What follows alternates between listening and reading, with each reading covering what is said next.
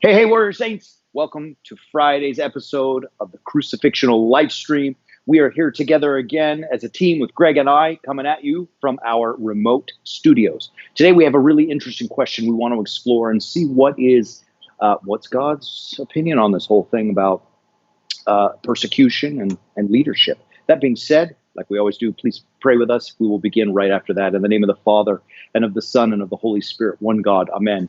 O heavenly King, comforter of the Spirit of truth, who art in all places and fillest all things, treasury of good things, and giver of life, come and dwell in us. Cleanse us from every stain and save our souls, O gracious Lord. Amen. Good morning. It is Friday the 10th. Glad to be with all of you. Hope you're having a great July. Hope this was a good week. You know, we have recently launched a new series we call Conquering the Divide. And you obviously feel this anger and angst that's in the world, how we're all split apart and everybody hates everybody unless you're in the same camp. And particularly tough is for Christians. I mean, like, we are getting, not to whine about it, but I mean, we are people of persecution, always have been, always will be. And there is certainly a sense of persecution that we're feeling in our churches right now. People are suffering a lot, and the church is supposed to be the place that we come for that healing. And yet we're under assault in the sense that, like, Arizona, where we are, where Greg and I are, is a little bit different than maybe other places, but it's tough. I mean, we have been limited in numbers that we're permitted to have. Our hierarchs and bishops have said, listen to your state authorities, don't bring, socially distance, wear your masks, be smart, all that stuff.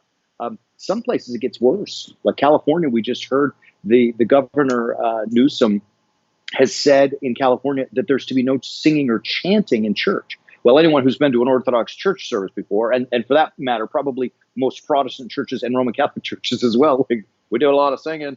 Like that's in the Orthodox faith, everything is sung. I mean, we sing every single line except the sermon. Even the scripture readings are sung. So it's like, what does he say? In Toronto, in Canada, they have attempted to forbid the distribution of Holy Communion. And Christians feel like, I don't know, maybe we can't even speak out. Maybe we can't like say what we actually believe, because on that side we have, the government entities trying to push their thumb down on us. And then on the other side, you've got this whole gotcha culture, this cancel culture that, I'm afraid to say something because it's going to be wrong. And then when I'm wrong, people are going to attack me on Twitter, and they're going to, in some cases, people lose their careers and their jobs, right? I mean, Greg, I'm talking a lot, sorry, but like as an No, it's intro, great. the idea that we are exploring is like, I don't want to say that we, the church, are persecuted today the same way we were in the first century, the way that Christians were losing their lives physically for their faith. But it doesn't nullify any or make any less real the persecution that you and I may be feeling. And so we launched this series, Conquering the Divide, to help us say, how can we offer some healing and some strength, some unity in the face of all this division and in the face of this great divide that we feel in our country? And as warrior saints, how do we do that? So that's kind of the question that we wanted to, that whole series is exploring. So we'll talk about it at the end, how you can get that and join us and see what's going on there. But Greg, so I've done a lot of an intro, but with that being said, let's talk about it, bro. I mean, we're facing this kind of stuff. We're facing this persecution, and it's not just Christians, but for us as Christians, what do you see? Well, I mean, it's all kind of all over the place, and a lot of it is I think attributed to different agendas. What are people that are leading? What are they being motivated by? Are you being motivated by, the gotcha culture and responding to the gotcha culture? Are you motivated by the gospel? Are you motivated by what is the best thing for people? Are you motivated by, treating people with love and respect? Yeah. Or is it just fear? I mean, so much happens that everyone is just afraid. I have multiple friends who are in leadership positions that really, like, I was talking to one friend recently who was writing a letter for the organization with which he is in a leadership position. And he said, like, I don't know what to write because I know that everyone on this side is going to flip Yeah. out, and I know that everyone on this side is going to flip out, and I just don't know what to do. Yeah. For me, I can definitely feel that. I've been in situations multiple times where I've said things that are the truth. I've made truthful statements. And I've had people on both sides of a spectrum flip out on me, telling me, well, you were lying, or you should have lied, or that, like, it's Right. mind boggling, because all you're trying to do, if you're trying to just tell the truth, how do you do that in a culture that is so polarized, so divided? All right. You So even that have it that in the leads to, church now.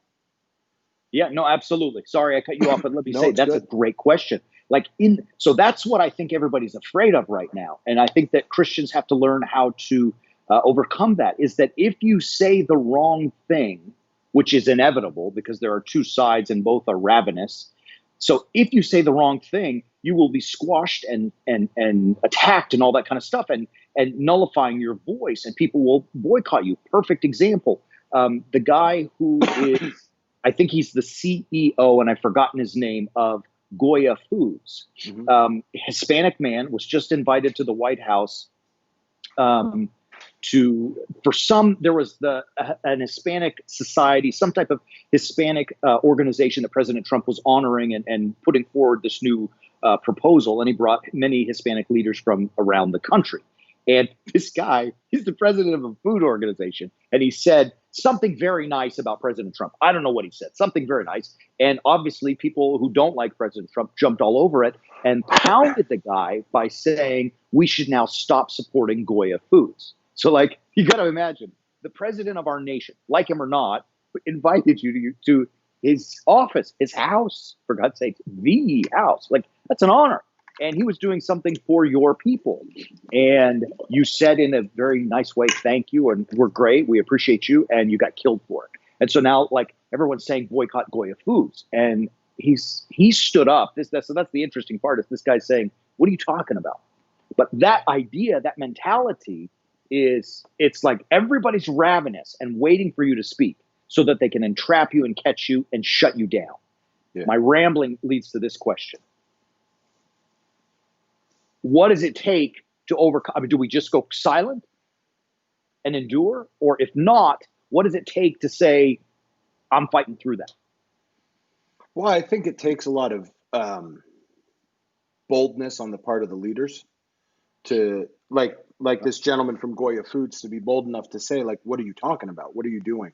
What? And I'm not familiar with the story, so I don't know much. But I mean, for him to come out and say, calm down, like, I'm I went to the White House because I was invited to the White House. Like, that's a big thing. You're getting Yeah. invited to the White House. Go to the White Yes. House. Um, don't don't make that. I mean, it's going to sound silly to say this. Don't make that political.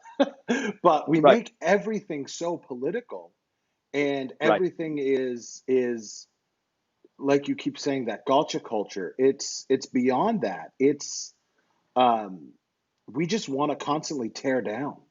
So for the Yeah. leaders to say, um, "This is my stand. This is what I'm doing," is huge. Um, Second part of it is for everyone else to just simmer down a little bit. Stop trying to trap everyone. Yeah. Stop trying, like, just because someone goes and stop putting everyone inside a box. I mean, we talk about putting people in boxes all the time, like we're trying to trap you into a box and say this is who you are, and then I can force you into what I've decided that box does. Like, pipe down just a little Yeah. bit, and recognize that people are all trying to navigate the craziness the same Yeah. way. You are not So exerting leadership by tearing down. Leaders are the ones who are building up. If you're going to say, like, let's go do X, Y, and Z, and we need to do this, then you need to have a plan, or you should have some semblance of a plan. Or don't put yourself in a position saying, I'm a leader in this type of movement or whatever. So then, I mean, as I hear you, we need to be obviously called. We're called to some type of a leadership role, And whether that means, I'm talking about warrior saints, we're called to to be leaders, to lead people, to be leaders of men and women. Whether we have that as a formal title, Yeah. like in other words, you and I lead a parish. Okay, we may be parishioners in a parish and still we're called to lead. So that, I mean, leadership in and of itself is huge. I mean, it's a huge point. Do you think then in leading, let me ask you, this is a toughie. I mean, like, I'm getting the sensation and the perception that like every single thing is huge and world altering. Do you know what I mean? Like the Yeah. guy went to, I looked up his name. He's with Goya Foods, Goya. He's the president and CEO, Bob Unanui. I may say that wrong. Forgive me. Mr. Unanui went to the White House and he was called for the Hispanic Prosperity Initiative. And so he was invited for this. So like, he said, oh, let me read to you exactly what he said. And so everyone watching and listening can hear what he said. He said the following, I'm looking at it now. We are all truly blessed at the same time to have a leader like President Trump, who is a builder. And when he said that,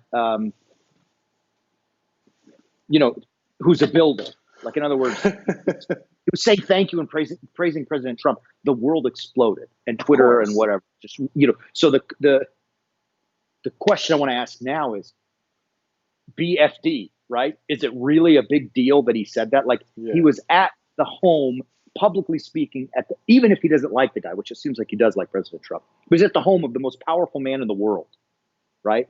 Like the president of our country is the leader of the free world. We all know that. And so what are you going to say? I don't like this guy. Like, what are you going to say?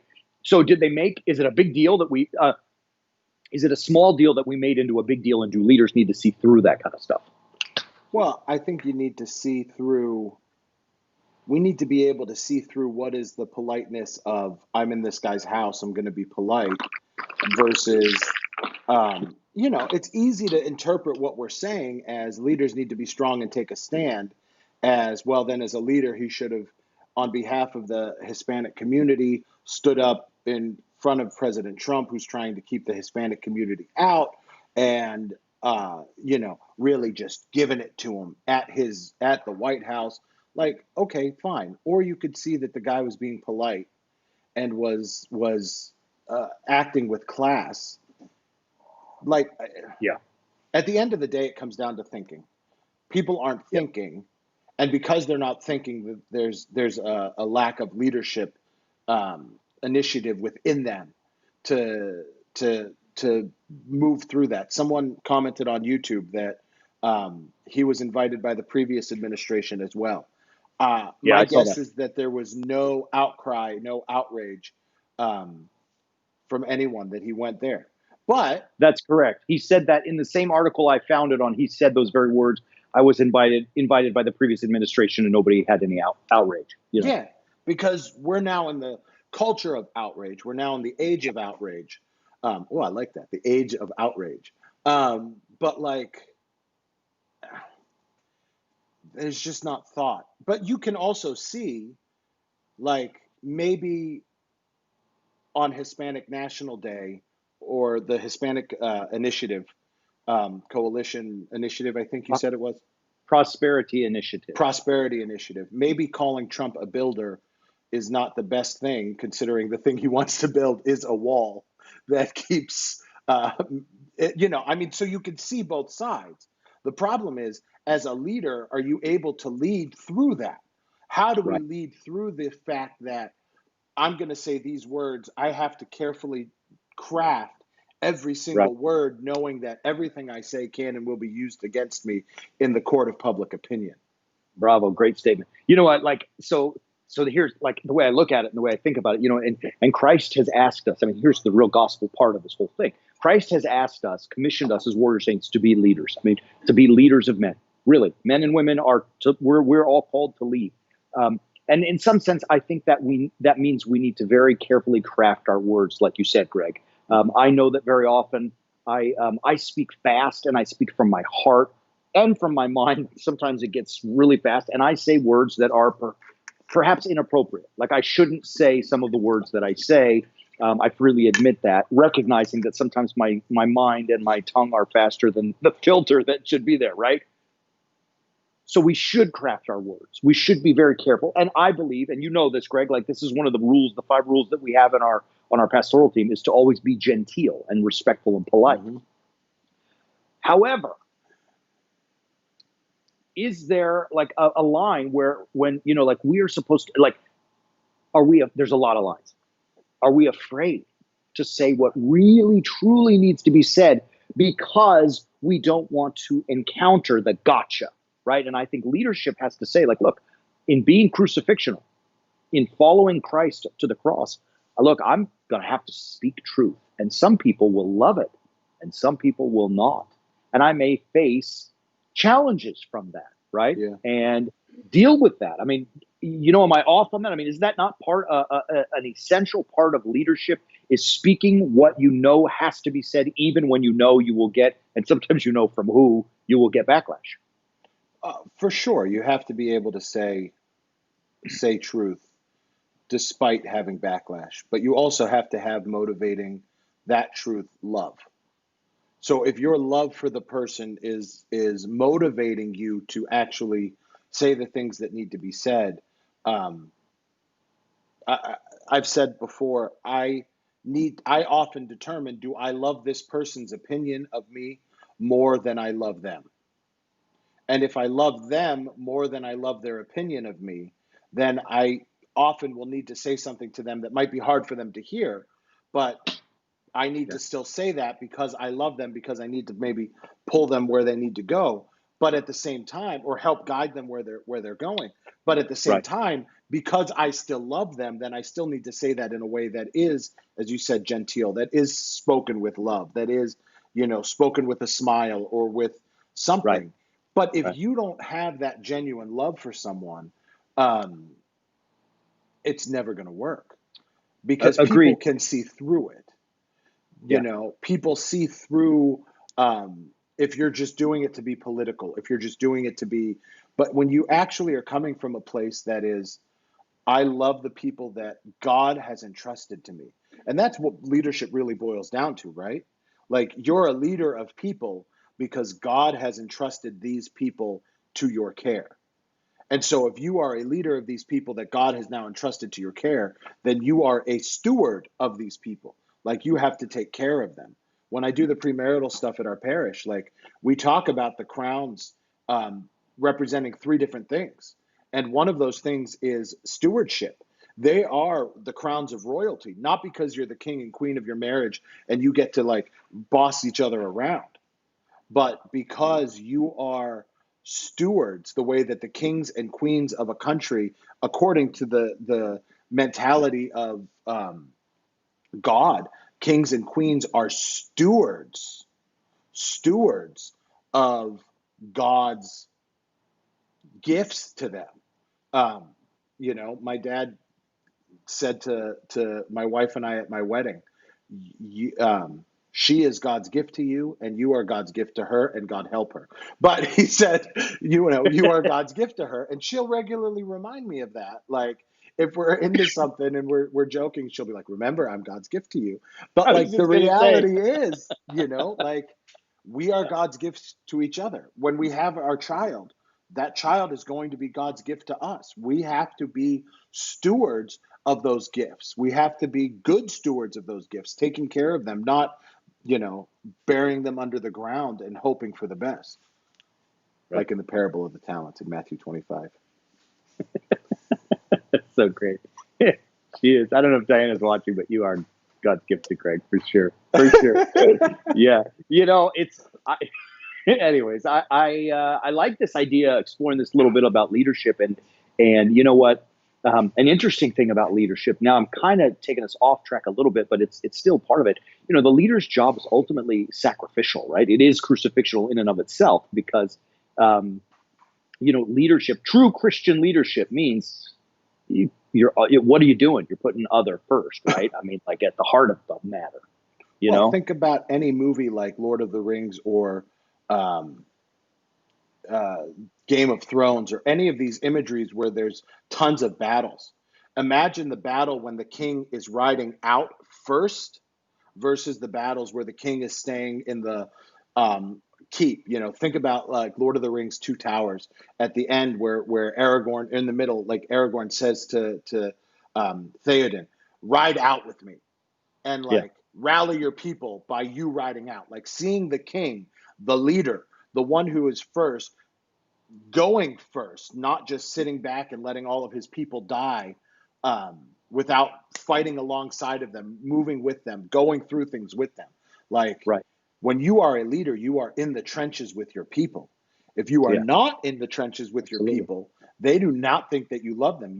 They think that you view them as expendable. And if Yeah. they are expendable, then Right. why are they going to do Yeah. anything for you? It's a great point, because the way you say that, then it becomes and that's what I think when you talk about like dictators may not be the right word, um, monarchy, autocracy, whatever word, I don't even know, whatever word you want to use to say that it's simply about all things are designed to build up that individual who sits at the top of the pyramid. Whereas true leadership is to say, even if it is a business that some one person owns, that Hmm. business or that whole in a church or in a country, that it is the leader is to help lead and grow the whole, the entirety, the full body, right? Yeah. And so it may mean greater rewards for different people at different levels, but the idea is that it's not just all self-focused. And to do that, you have to put other first. I mean, Yeah. that's life, right? That's a healthy, successful life, right? I mean, that's the whole reason that we talk about crucifixional living, is it not? I Yeah, mean, if we're not absolutely. willing to put someone else first, how can we even start to think? I was always struck. There's a priest that I know, and I'm not going to say his name because it's not nice about him what I'm about to say, who would always at youth events, it's not you, at youth events, stop all of the kids from going to eat because he wanted to teach them that they have. Now, I get what he was doing. We need to teach the kids to respect the clergy. But he would stop the 9-year-olds from eating so that he could go first. And he would say, "You have to let the clergy go first." Um, and it wasn't like he was always letting his brother clergy go before him. He was the first one to go. And it's like, are you leading? And Yeah, it's a double-edged sword in that situation. Like yeah, the fact that you need to teach the people, but you're also teaching them to then respect you in a right. warped way. Like Yeah. it gets lost quickly. It I can got even. it. Because as a priest myself, Greg, I'm with you. I mean, I even to this day, so to this point, I call all of my brother priests Father, whatever, like Mhm. whatever their first name is, Father John, Father Joe, Father Steve. It doesn't matter. They are a priest of the Most High God, even though we're brothers, and they call me by my first name. Fine, they're still a priest. We respect the priesthood. I have always been taught that, and always will do so.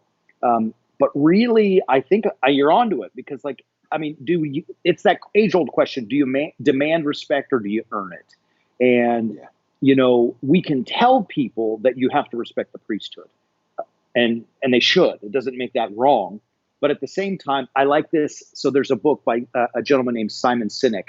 I have Mhm. not yet read the book. So as I say the title, it may be totally different. But the title is great. And I imagine that the content of the book says what the title Yeah. tells us, is that leaders eat last. So, in other words, if you really are going to have these 9-year-old children see you um, as a leader, it is something that you must show them that if you're asking them to be servants of one another, you have to start by being a servant of one another. And honestly, not to toot our horn, but that's why you and I are very deliberate about, at a parish function, we will go at the end of the line. Sometimes they fight with us out of their respect and say, no, no, you guys go first. But it's always, you eat first, let us lead by serve. I guess that's the idea. Yeah. Anyways, I'm rambling. No, but it's the case. I mean, why? And I don't know that either of us are doing it deliberately in the sense that we're trying to teach people, but we're just doing it because that's because what we were taught. That's how we were Yeah, raised. That's what we were shown. So leadership, you have to learn leadership by seeing leaders, by seeing leadership, by seeing that self sacrifice, by seeing all of that. I think in a lot of ways that's really what you're trying to do with the Warrior Saints movement, is teach people how to lead, teach people how to get through kind of the crap, get through, like, especially with this current Conquering the Divide series, getting through all of the junk and not worried about the divide. Um, let's worry about the people. Let's worry about how can we deal with other people, and how can you get Well, the Conquering the Divide series? well, let's say this, like, I appreciate the time today, and we appreciate all of you for watching. Part of this has been a really, well, all of it has been a fruitful conversation with Greg. It's also been an opportunity for us to learn how to use our remote location so we can do this together, even if we're not together, thank you for enduring the experiment. But I think really what we sort of worked our way through, is this idea of real, true leadership and Christ-centered, Christ-focused, Christ-based, crucifixional leadership. So that's birthing in my mind ideas to come that we'll probably explore this idea of leadership. I suffice it to say, for us right now, our first and most important task as warrior saints is to help conquer the divide. So we want to encourage everyone, join us for this series, Conquering the Divide. It's on.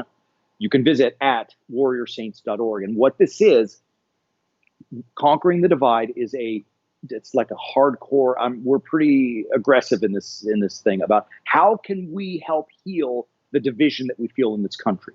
I mean, none of us like it. We're all a little off kilter because we're so afraid, because you can't speak and you can't hug and you can't talk and you can't shake hands. You can't even see people because masks are on the face and all this kind of stuff. And there's this weird, terrible, division. So what role do we have in bringing unity and healing? And are we bad because we see distinction in other people? And do we have to lash out? And what is Dunbar's number? How does that even play into this whole thing? I don't know. What about the Good Samaritan? Do we have any right to a responsibility to live like that? These are things that we address in this series about you and I bringing healing to this fractured nation. Get it at warriorsaints.org.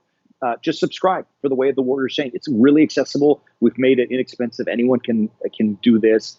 There's even a promo code, which you should see flashing on your screen right now. Use that promo code if you want. It's a great discount. But the challenge, the point, is to challenge us to get on the Way of the Warrior Saint and say, look, man, let's make a difference in the world, right? Let's help. I mean, none of us like this fighting. Let's do our part to end it. So join us. We invite all of you to join us on the Way of the Warrior Saint. Last bit of housekeeping. We will see you again next Monday morning at 11 a.m. Pacific. Have a great weekend. Please remember to pray for us as we do for you. God bless and keep all of you. Until then, keep walking on the Way of the Warrior Saint.